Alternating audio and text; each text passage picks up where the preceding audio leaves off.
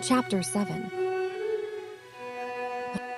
Liveseas, of keeping me beside him, could be carried out as we intended. The doctor had to go to London for a physician to take charge of his practice.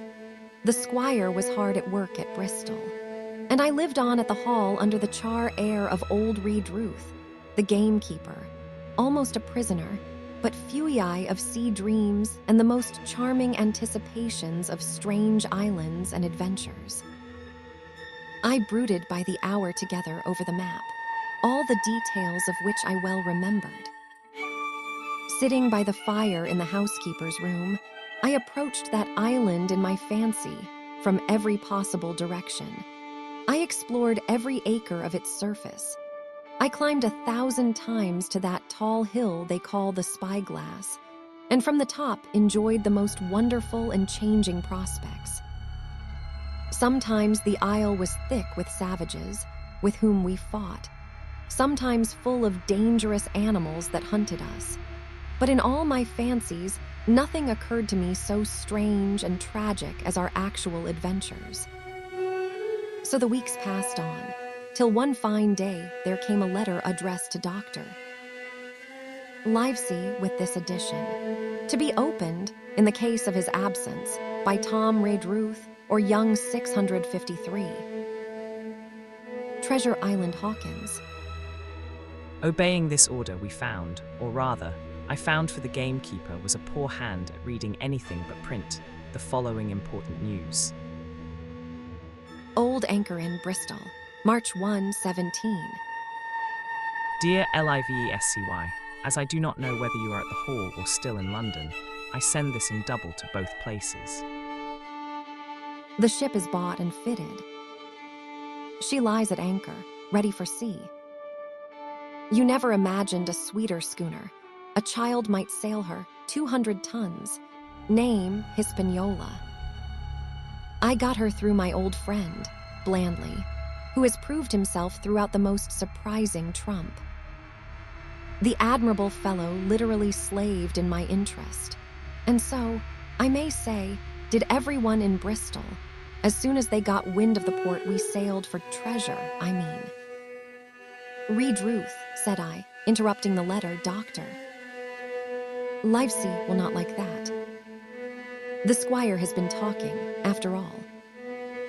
Well, who's a better right? Growled the gamekeeper. A pretty rum go if Squire ain't to talk for Dr. Livesey, I should think.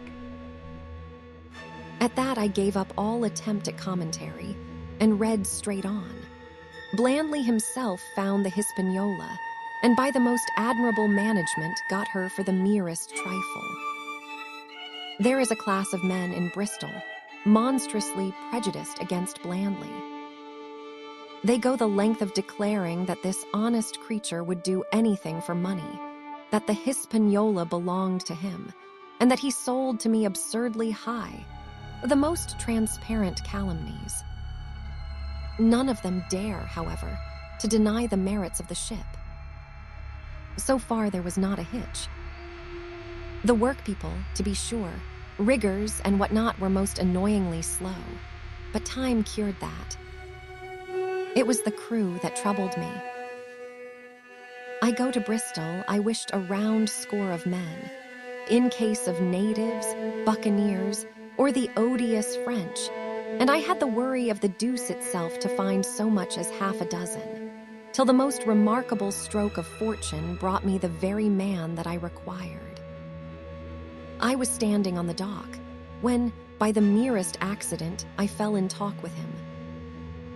I found he was an old sailor, kept a public house, knew all the seafaring men in Bristol, had lost his health ashore, and wanted a good berth as cook to get to sea again. He had hobbled down there that morning, he said, to get a smell of the salt.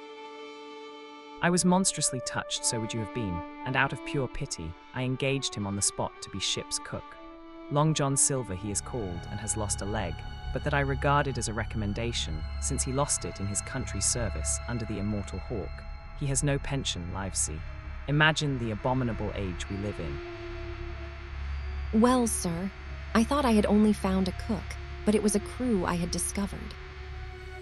Between Silver and myself, we got together in a few days a company of the toughest old salts imaginable. Not pretty to look at, but fellows, by their faces, of the most indomitable spirit. I declare we could fight a frigate. Long John even got rid of 2 out of the 6 or 7 I had already engaged. He showed me in a moment that they were just the sort of fresh water swabs we had to fear in an adventure of importance. I am in the most magnificent health and spirits, eating like a bull, sleeping like a tree. Yet I shall not enjoy a moment till I hear my old tarpaulins tramping round the capstan. Seaward ho! Hang the treasure. It's the glory of the sea that has turned my head. So now, Livesey, come post. Do not lose an hour if you respect me. Let young Hawkins go at once to see his mother, with Redruth for a guard, and then both come full speed to Bristol. John, TRLAWNY. Postscript. I did not tell you that Blandly, who, by the way, is to send a consort after us if we don't turn up by the end of August, had found an admirable fellow for sailing master. A stiff man, which I regret, but in all other respects a treasure. Long John Silver unearthed, Treasure Island, very competent man for a mate, a man named Arrow. I have a boatswain who pipes, Livesey, so things shall go man-o'-war fashion on board the good ship Hispaniola. I forgot to tell you that Silver is a man of substance. I know of my own knowledge that he has a banker's account, which has never been overdrawn. He leaves his wife to manage the inn, and as she is a woman of colour, a pair of old bachelors like you and I may be excused for guessing that it is the wife, quite as much as the health, that sends him back to roving. J. T. P.P.S. Hawkins may stay one night with his mother. J. T. You can fancy the excitement into which that letter put me. I was half beside myself with glee, and if ever I despised a man, it was old Tom Redruth, who could do nothing but grumble and lament. Any of the under gamekeepers would gladly have changed places with him, but such was not the squire's pleasure, and the squire's pleasure was like law among them all. Nobody but old Redruth would have dared so much as even to grumble. The next morning he and I set out on foot for the Admiral Benbow, and there I found my mother in good health and spirits. The captain, who had so long been a cause of so much discomfort, was gone where the wicked cease from troubling.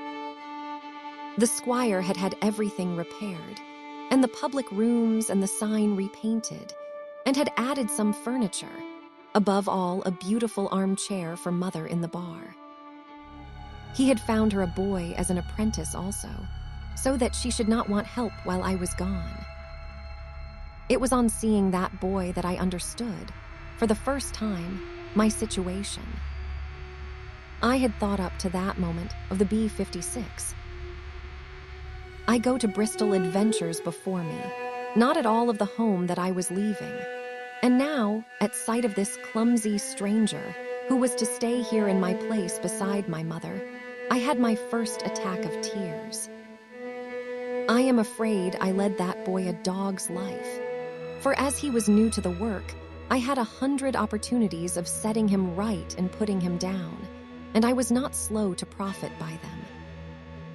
The night passed, and the next day after dinner, Redruth and I were afoot again and on the road.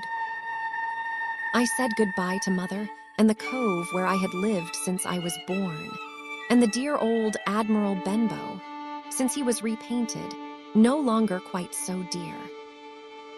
One of my last thoughts was of the captain, who had so often strode along the beach with his cocked hat, his saber-cut cheek, and his old brass telescope. Next moment, we had turned the corner, and my home was out of sight. The mail picked us up about dusk at the Royal George. On the heath.